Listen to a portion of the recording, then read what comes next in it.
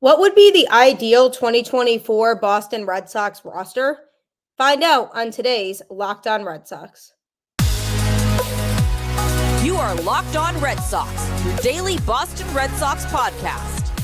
Part of the Locked On Podcast Network, your team every day.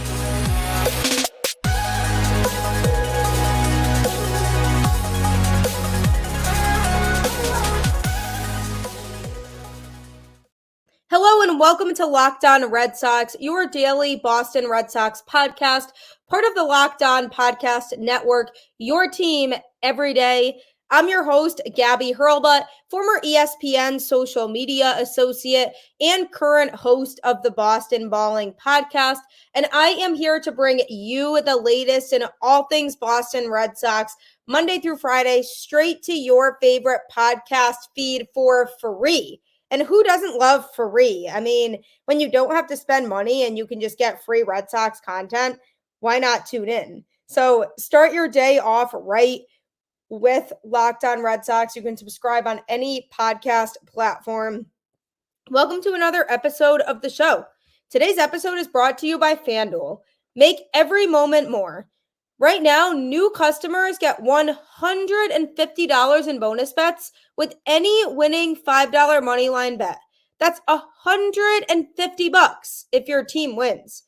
Visit FanDuel.com/lockedon to get started. Locked On Red Sox is part of the Locked On Podcast Network, your team every day. Some teams like the Dodgers have been making big moves this offseason. We unfortunately can't say the same for the Red Sox right now. I truly thought that the market this offseason was going to speed up after Yamamoto signed, but so far it has not. And one reason why I feel like it might not have sped up is because Scott Boras is a very successful agent. And two of his clients right now are Jordan Montgomery and Blake Snell.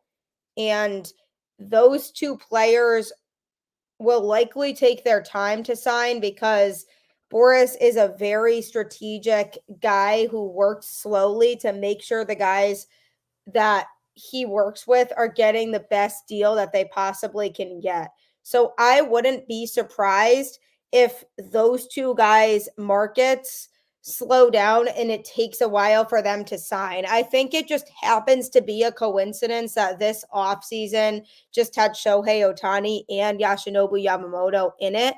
I think moving forward, not every offseason is going to be like this, but I think right now that's what the market is because you had these two players who are just ridiculously desirable among so many different teams. So that is definitely a factor in why it's been a slow offseason so far in general. But it's almost been a frustrating slow to the point where it's like, okay, like I just want to see my favorite team do something to show that somebody's awake in that front office. And I've said a lot of times on this show that I have faith in Craig Breslow and what he brings to the table. But the question is, will he show that faith this offseason or will it take some time for that mindset to kick in that he's going to do what needs to be done to improve this roster for sure? So on today's episode, I'm going to be talking about the ideal 2024 Boston Red Sox roster. There still are a lot of question marks that remain here, but this would kind of be the ideal scenario for me if I were building the roster for 2024. Just a reminder to download the SiriusXM app if you want to catch every pitch of every Red Sox game. So you don't have to worry about missing anything. You can download the app and search Red Sox and it'll generate the home broadcast for you, which is super nice. So download that app today so that when these changes do happen in this 2024 roster, hopefully comes into play, you won't want to miss it and it will help the Red Sox win more games than they did in 2023 because how painful was 2023 for you? certainly very painful for me. So I'm sure if you're a Red Sox fan of any kind, you felt the same way. So when building the 2024 roster, for me, it really came down to thinking about who makes sense for the Red Sox to acquire right now that won't put too much damage on the future of the organization, because you want a mix of MLB caliber talent right now, but not players who will require completely depleting your farm system. So signing Yamamoto would have obviously been the most ideal because he was a free agent. They wouldn't have had to give up any young prospects for him. They could have just signed him in free agency to this big deal, although I think the Dodgers signed him for too many years than he should have been signed for because he wasn't proven. But now that that didn't happen, it comes down to what do the Red Sox do now to still have a successful offseason and improve the squad from 2023. What I would like to see happen, I'm going to start with the infield. Obviously, you have Devers at third base. That's pretty much secured. He's locked in this massive mega contract with Boston. He is your third baseman, and he needs to get better defensively. But I'm hoping that the Red Sox can hone in on that and fix that, because they're kind of stuck with that. And they're not going to say, oh, he's going to be a full-time DH because of how big his contract is. So they're going to have to figure out something with his defense. And if he can figure out his defense, obviously there aren't many concerns about him because he's going to hit and he's going to do his Rafael Devers thing. Shortstop in 2024 is still likely going to be Trevor Story. This is not very ideal for me, but it's the best option they have because Marcelo Meyer won't quite be ready to come up yet. And defensively, Trevor Story is a good shortstop, and he made the team overall better defensively when he came back into the fold to play shortstop. So the Red Sox right now are in a situation where he's very much that bridge shortstop until Meyer is ready to come up.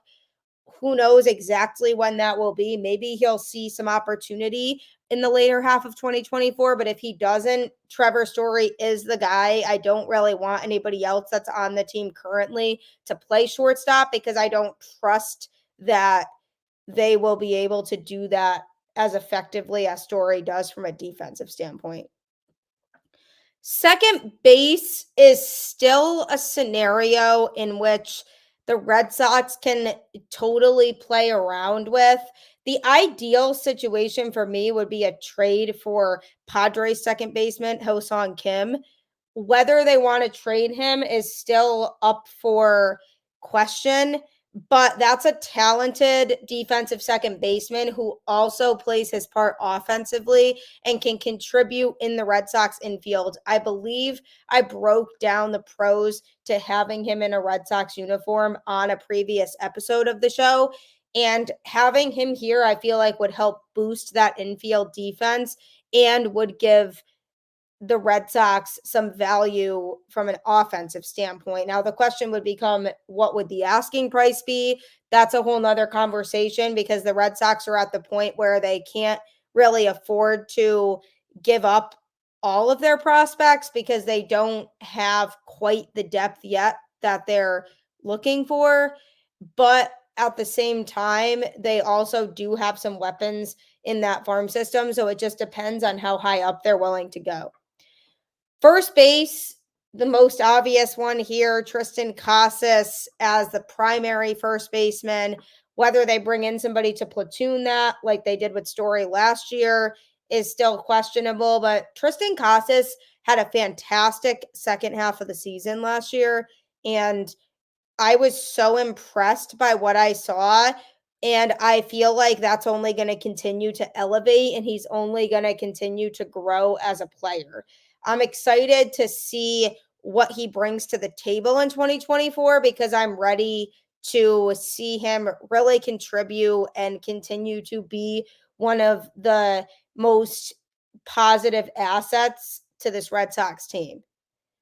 From a catching standpoint, it's likely still going to be Connor Wong and Reese McGuire, and that's fine. On yesterday's show, I talked about Reese McGuire and just how he was a little bit underrated as a backup catcher for Boston.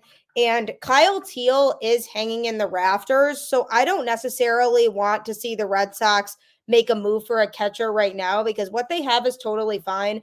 Connor Wong, I would love to see more productivity at the plate. I think he improved that a lot when he increased his workload and was getting more reps in. But I still would like to see even more of an upward trajectory from him from that standpoint. And then Reese was totally solid as a backup catcher. And if they can live with those two guys for now, that's totally fine. And then eventually Teal will come up, hopefully sometime during the 2024 season, if not 2025. So until then, Wong and McGuire are totally fine. And then once Teal comes up, Wong will likely be the backup catcher, and then they'll find a way to let McGuire go. And I'm fine with that. That's what the situation to me should look like heading into 2024 in the infield. And coming up, I'm going to be going over other options of what this team should look like from an outfield and pitching perspective. How big into sports betting are you? Are you the type of person who's constantly thinking about making the right bets? If so, FanDuel can help you make those right bets. As the weather gets colder, the NFL offers to stay hot on FanDuel. Right now, new customers get $150 in bonus bets with any winning $5 moneyline bet. That's $150 if your team wins. If you've been thinking about joining FanDuel, there's no better time to get in on the action. The app is so easy to use. There's a wide range of betting options, including spreads, player props, over-unders, and more. So visit FanDuel.com/lockedon and kick off the NFL season. FanDuel, official partner of the NFL. FanDuel truly does stay hot in its offers. It's great to always hear the success stories of people winning with FanDuel, and you can be that next winner. Just head to FanDuel.com/lockedon. It can give you so many offers, and you won't be disappointed. You also won't be disappointed in the SiriusXM app if you download that today, because it'll actually generate the home broadcast of every Red Sox game for you, so you don't have to worry about missing a single pitch. Isn't that fantastic? If you're driving and won't be able to get home in time to watch the game live and start it when it starts, you can at least catch up by listening to the game on the SiriusXM app. So be sure to download that app today and search Red Sox, and you won't have to worry about missing a single pitch. In talking about the ideal roster for the 2024 Boston Red Sox, the outfield situation is still very much up for grabs. There are quite a few guys there who could fight for spots right now. The Red Sox did recently trade for Tyler O'Neill, which likely places Jarren Duran in center field, him at right field, and Masataka Yoshida in left field, with Wilyer Abreu and Cedar Rafaela starting off the season fighting for a roster spot. So the question then becomes, what do they do in the outfield now? Do they feel like they have enough weapons in the outfield to compete with what they have, or do they try to make another move for somebody else?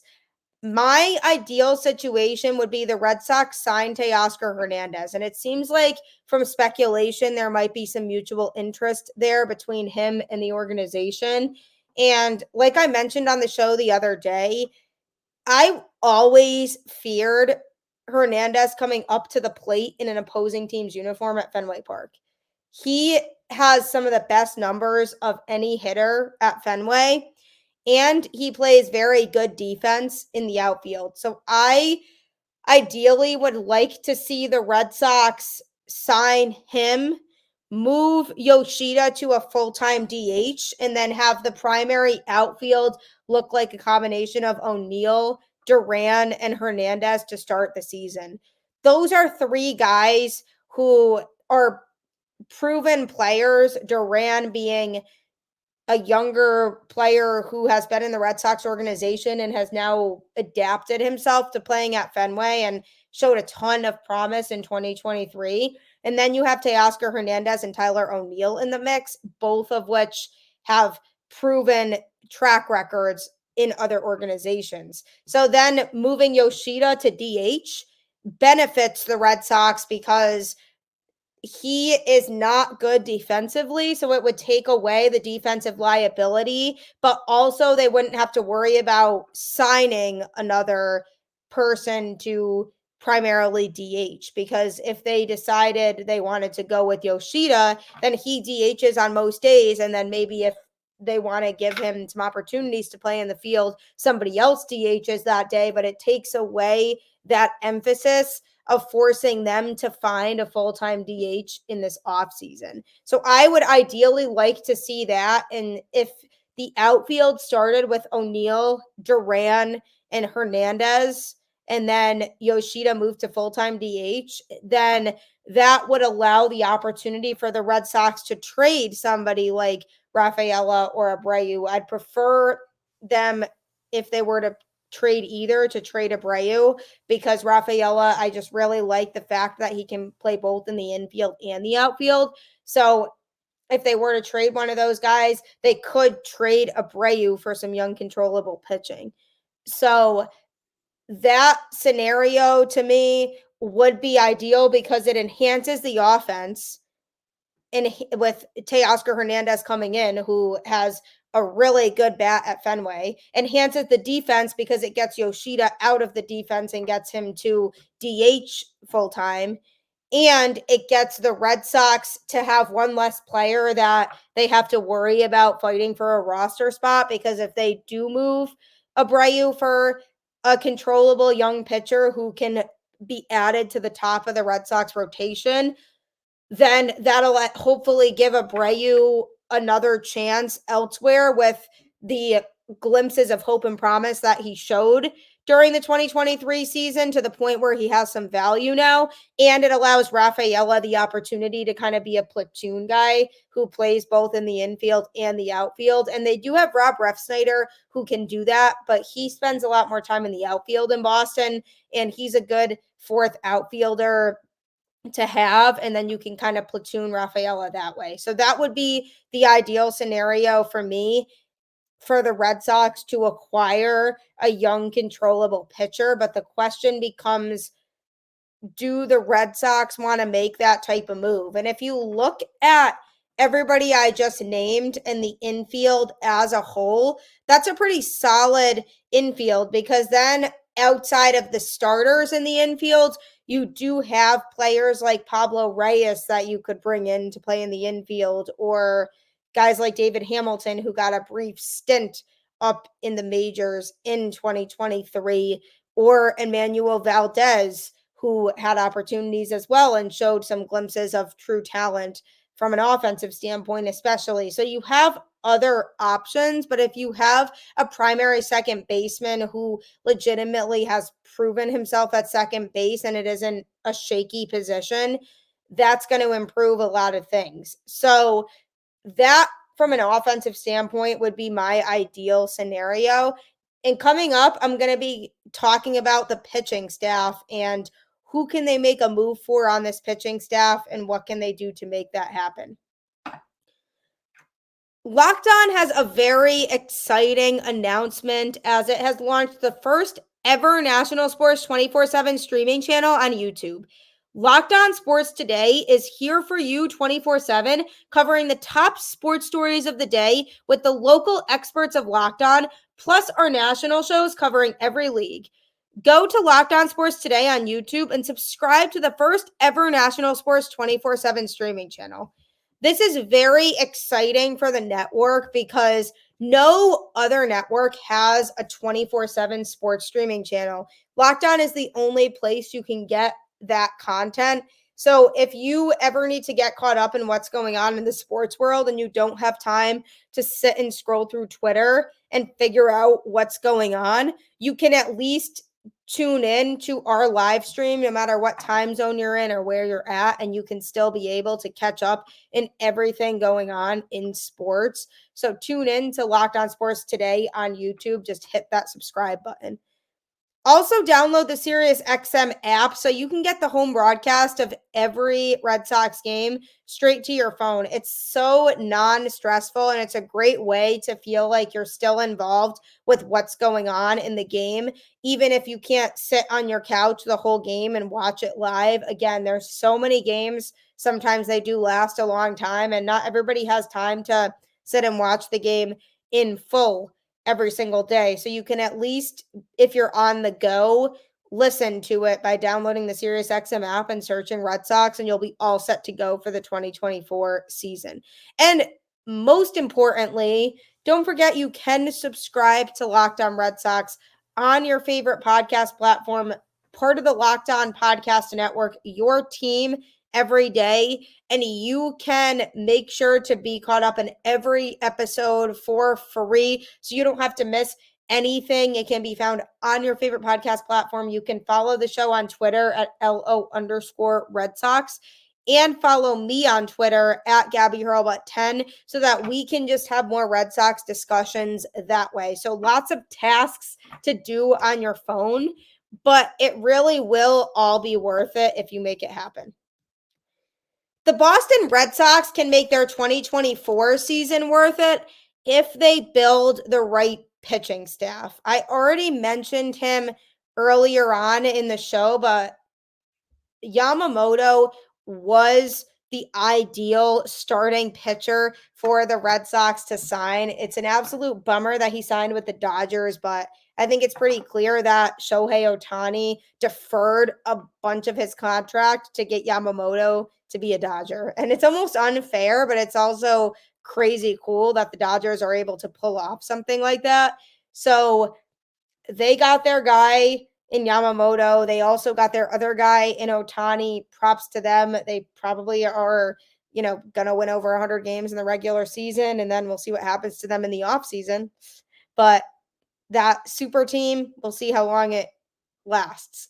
But because the Red Sox missed out on Yamamoto, now they're in a situation where they're saying, okay, should we sign two arms that may be more like 2 or 3 caliber starters and hope they can turn into a 1? Or do we trade for a number 1 starter? To me, I would like to see the Red Sox do a mix of both. When it comes to the rotation in 2024, I'm looking at a trade for Jesus Luzardo as something that makes sense for the Red Sox number 1 guy. He's under arbitration for 2024, 2025, and 2026, and then he becomes an unrestricted free agent. He had a 3.58 ERA in 2023 with a record of 10-10. He's totally somebody who would enhance the Red Sox rotation, and it's not even a question. He's the type of pitcher that could be worth trading for, but I think he could be a little bit too expensive for what the Red Sox are trying to go for, because for them, I don't think they want to dig into their top prospects to trade for somebody like him. So the question then becomes, are they willing to make that type of move for him in order to enhance the pitching staff and get that true number 1 guy in there? And he is a true number 1 guy. So that would be the ideal number 1 starter in the rotation, followed by the signing of Jordan Montgomery, because that postseason he had with the Rangers is telling. Yes, his numbers throughout the rest of his career aren't anything super outstanding, but that's why I look at him as a number 2, as a guy who can come in, contribute as a starter and eat up innings, has proven that he can pitch well under high pressure situations, which is very important for a pitcher. And he's somebody who could come in and be a difference maker in this rotation, because the Red Sox didn't have a true number 1, or I'd even argue really a true number 2 in the rotation in 2023. So by signing Jordan Montgomery, it's hard to say that the rotation wouldn't get any better. So I'm putting him as the ideal number 2 starter. Number 3 would be Brian Bayo. I think that's about where he's at now. he can eventually develop and grow into a number 2 and hopefully eventually a number 1 if he continues in the direction he's in right now. But right now, to me, he's a number 3 solid starter who can give you a good 5 to 6 innings on good days and be able to pull his weight. That primarily applies to nighttime starts. He needs to fix what he's doing in his process during the day to improve on his daytime starts. But I think he's a solid number 3 right now. And then when it comes to number 4 and number 5, that's where it becomes a question mark. Do you have Chris Sale as the number 4? I think you kind of have to because you're still paying him a lot of money for this last year, and you kind of have to suck it up in the last year of his contract. Just let him start, hope he can stay healthy. The chances of him staying healthy, unfortunately, are probably slim. But he is somebody who showed glimpses in 2023. He had some great starts and some not so great starts. If he can have those great starts for at least a good portion of the season, then we'll be okay. But I'm not looking at him as anything more than a 4 because of the fact that his starts were so wishy-washy in 2023, and we don't know whether he's going to be able to stay healthy. So Chris Sale would be number 4 to me. And the number 5, to me, honestly, is Cutter Crawford. I think he did enough in 2023 to prove that he should stay in the rotation. I'm not completely sold on him yet. I think there's more he needs to show to prove that he long-term is a good solution for this team. However, I do think he did enough to show that he could be in the back end of the rotation in 2024. And some people are saying Nick Pivetta should be the number 5, but I really do like Pivetta better out of the bullpen. I think he gained a lot of confidence in the bullpen, which allowed him to have a couple good starts at the end of the season in 2023. But once he got moved to the bullpen, he was like a whole new pitcher. So I like Cutter Crawford staying in the rotation as the number 5 and then having Pivetta in the bullpen along with Garrett Whitlock and Tanner Houck, both of which are pitchers I have mentioned on the show that I feel would be better off as relievers than as starters, and either of them can pitch 2 or 3 innings out of the bullpen and be effective. That's what I think would be the best use of them would be. So the bullpen would consist of Pivetta, Houck, and Whitlock. Josh Winkowski, who the Red Sox have mentioned maybe playing around with starting to see how he does. I'm very mixed on that. I don't think it would necessarily be the best idea to have him start because I think his best stuff comes out of the bullpen and he's finally starting to really hone in on what his strengths are. And I wouldn't want to take that away from him and have him try something new when it seems like he's just finally figuring out what he needs to do to contribute the best way possible out of this bullpen. So I'd like to keep him in the bullpen because I liked what I saw from him in 2023 in that role. And John Schreiber, who's somebody who was injured during 2023 but was able to come back and still be pretty effective. I think the Red Sox found a pretty special player in him. Hopefully he continues to pitch effectively. So I'd have him be out of the bullpen. And then Chris Martin, who just was absolutely phenomenal in 2023, and it came as a surprise to me. So he's somebody who would be a great 8th inning guy, kind of keep him in that same position he was in 2023 and have him be that bridge guy for the closer. And the closer becomes a question mark. Do you keep Kenley Jansen in that role or do you trade Kenley Jansen and make Whitlock or Houck the closer? I would not be opposed to trying that situation out. Kenley Jansen is obviously one of the best closers of all time, but at this point in his career, he is starting to lose it a little bit. And a lot of his outings were roller coasters last season. So I'd love to see them maybe change that up a little bit, give somebody like Houck or Whitlock the opportunity to close games and see what type of return they could get for Jansen. And it really does depend for me on the return they can get. So that's definitely a possibility too. There's a lot of options they can go. I really liked what Zach Weiss did last year out of the pen in the small glimpses that we saw from him. It'll be interesting to see if the Red Sox kind of see him as somebody who can contribute again. And there's just players who contributed a little bit out of the pen that may be able to contribute, maybe not. So the Red Sox still need to do a lot of playing around with what is that roster going to look like for 2024, and how can they put themselves in the best position to succeed? And this roster that I just constructed is my ideal situation for 2024. So we'll see what the Red Sox do. As I always say, keep the faith. And also subscribe to Locked On Sports Today on YouTube so that you can get the first ever 24/7 sports national streaming service, so you can get caught up easily in all things sports without having to worry about scroll through Twitter and find everything. It's so much less time consuming, and you can listen to it in the car or watch it when you're watching other TV or just when you're doing chores around the house. Just subscribe to Locked On Sports Today, and you can get coverage of the first ever 24/7 national sports streaming channel. So do that. Keep the faith. Go Red Sox, and I will catch you on the flip side.